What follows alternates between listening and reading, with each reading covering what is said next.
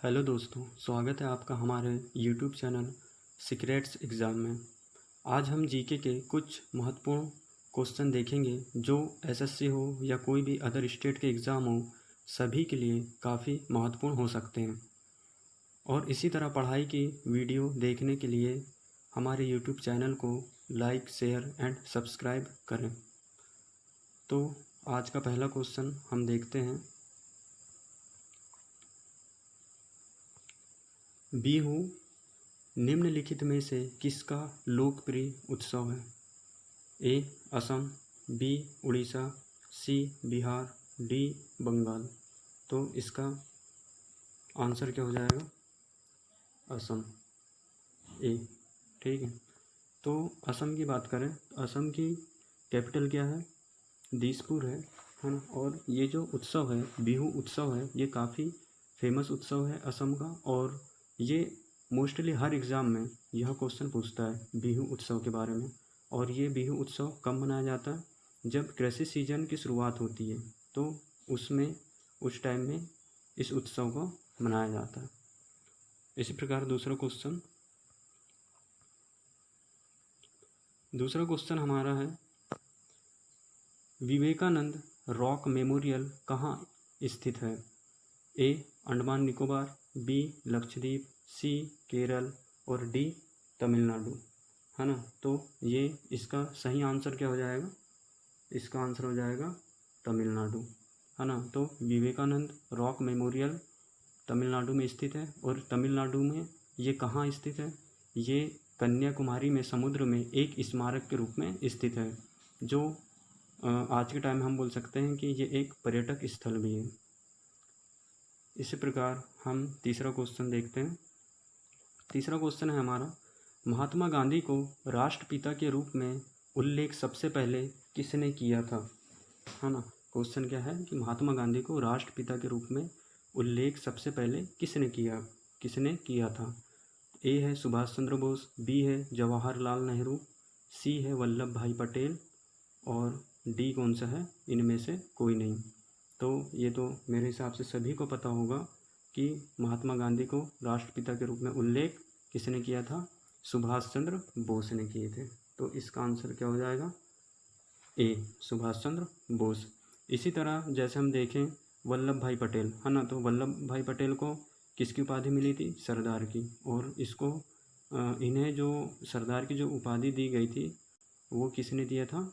ये दिया था वारधोले की महिलाओं ने, है ना। और इसी तरह से हम देखें तो सुभाष चंद्र बोस को जो उपाधि मिली थी देश नायक की मिली थी। और जो देश नायक कहा था, ये किसने कहा था? रविंद्रनाथ टैगोर ने। इसी प्रकार से नेक्स्ट क्वेश्चन हमारा है चौथा नंबर का, प्रथम गोलमेज सम्मेलन कहाँ हुआ था? प्रथम गोलमेज सम्मेलन कहाँ हुआ था? इसका ए ऑप्शन है नई दिल्ली में, बी है लंदन में, सी है बम्बई में और डी कहाँ पर है? इनमें से कोई नहीं, है ना। तो इसका ये तो सभी को मालूम होगा कि जो गोलमेज सम्मेलन हुए थे 3 हुए थे और ये इंडिया में नहीं हुए थे, इंडिया से बाहर ही हुए थे। तो ये कहाँ हुए थे? लंदन में, मतलब बी सही है बिल्कुल, है ना। तो प्रथम इसमें कितने 3 गोलमेज सम्मेलन हुए थे। तो पहला कहाँ हुआ था? पहला गोलमेज सम्मेलन हुआ था लंदन में और ये कब हुआ था? 12 नवंबर 1930 में। इसी तरह सेकंड जो गोलमेज सम्मेलन हुआ ये कब हुआ? 7 सितंबर 1932 में, है ना। और थर्ड भी जो हुआ ये कब हुआ? 17 नवंबर 1932 में हुआ था, है ना। और जो सेकंड जो गोलमेज सम्मेलन है 7 सितंबर 1931 में ही गांधी जी ने इसमें भाग लिया था। और जो हमारे भीमराव अंबेडकर साहब हैं, इन्होंने तीनों गोलमेज सम्मेलन में भाग लिया था। इसी प्रकार नेक्स्ट क्वेश्चन, महात्मा गांधी जी को अधनंगा फ़कीर किसने कहा? है ना। तो ये भी क्वेश्चन काफ़ी फेमस है। तो इसका पहला ऑप्शन है हिटलर, बी जिन्ना, सी चर्चिल और डी कौन सा है? Mount Batten. तो इसका राइट आंसर कौन सा हो जाएगा? चर्चिल, है ना। इसका राइट आंसर सी, मतलब क्या हो जाएगा? चर्चिल हो जाएगा, है ना। तो चर्चिल, इनका पूरा नाम विंस्टन चर्चिल है और इनका अधनंगा फकीर कह के इन्होंने महात्मा गांधी जी का मजाक उड़ाया था, है ना। और आज इनकी जो प्रतिमा है ये चर्चिल की स्टेच्यू के बगल में। नेक्स्ट क्वेश्चन, पृथ्वी और सूर्य के बीच की दूरी किस तिथि को होती है? पृथ्वी और सूर्य के बीच अधिकतम दूरी किस तिथि को होती है?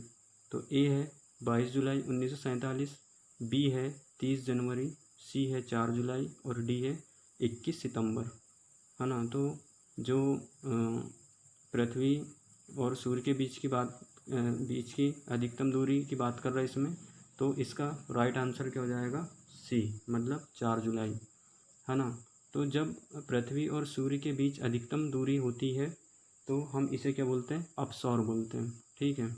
और ये कब होता है? 4 जुलाई, है ना। इसी तरह क्या होता है कि जब पृथ्वी और सूर्य के बीच न्यूनतम दूरी होती है तो ये कब होता है?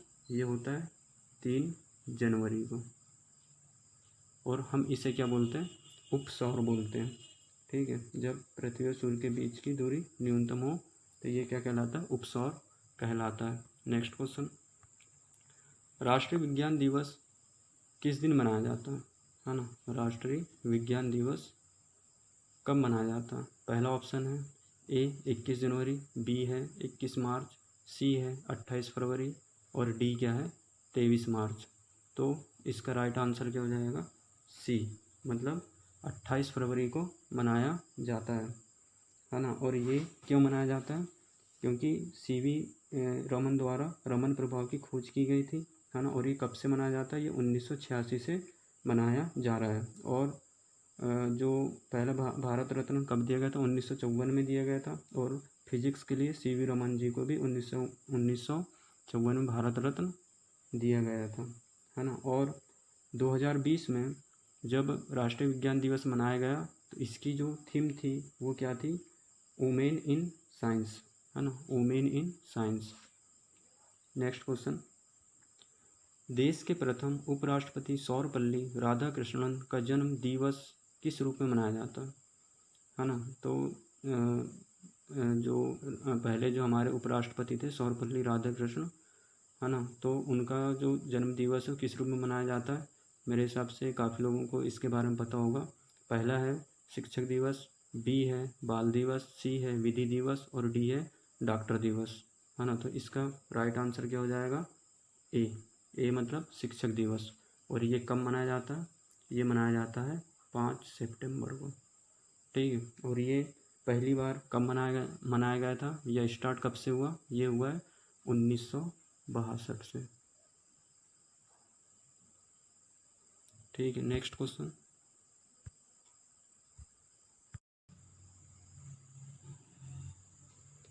बीटिंग द रिट्रीट का संबंध किससे है ना। बीटिंग द रिट्रीट का संबंध किससे है? पहला है मजदूर दिवस, बी है गणतंत्र दिवस, सी है महिला दिवस और डी क्या है? शहीद दिवस। तो ये किससे संबंधित है? बी, है ना, मतलब गणतंत्र दिवस से संबंधित है। और ये जो बीटिंग द रिट्रीट ये क्या होता है? ये है जो गणतंत्र दिवस है, गणतंत्र दिवस की समाप्ति का सूचक है ना। जो गणतंत्र दिवस समारोह है उसकी समाप्ति का सूचक है। और इसमें तीनों सेना, जैसे थल सेना हो गई, नौसेना हो गई, वायु सेना हो गई, तो इनके जो बैंड होते हैं पारंपरिक धुन के साथ मार्च करते हैं। और इसका उद्देश्य क्या रहता है कि मतलब यह सेना की बैरक वापसी का प्रतीक है ना। और ये कब मनाया जाता है? ये मनाया जाता है 29 जनवरी को। नेक्स्ट क्वेश्चन, विश्व में डाकघरों का सबसे बड़ा जाल किस देश में पाया जाता है ना। तो ए है चीन, बी है संयुक्त राज्य अमेरिका, सी है भारत और डी क्या है? इंडोनेशिया। तो इसका राइट आंसर क्या हो जाएगा? भारत, है ना। और वर्तमान में हम देखें कितने डाकघर हैं इंडिया में? तो करीब 1.5 लाख डाकघर अभी एट प्रेजेंट हैं। और सबसे पहली बार इंडिया में, है ना, ये जो डाकघर है कब बनाया गया था? ये बनाया गया था 1688 में अंग्रेज़ों द्वारा। और ये क्यों बनाया गया था? जो सैन्य एवं जो खुफिया सेवाओं के लिए बनाया गया था, खास कर ये, है ना, सैन्य और खुफिया सेवाओं के लिए। नेक्स्ट क्वेश्चन, गांधी इरविन समझौता किससे संबंधित है ना? गांधी इरविन समझौता किससे संबंधित है? पहला, सविनय अवज्ञा आंदोलन, बी, असहयोग खिलाफत आंदोलन, सी, रॉलेट आंदोलन, और डी, भारत छोड़ो आंदोलन। तो इसका राइट आंसर क्या हो जाएगा? ए, सविनय अवज्ञा आंदोलन, है ना। और जो सविनय अवज्ञा आंदोलन ये कब हुआ था? 6 अप्रैल, कब हुआ था? 1930 में, है ना। और हम इसी को क्या बोलते हैं?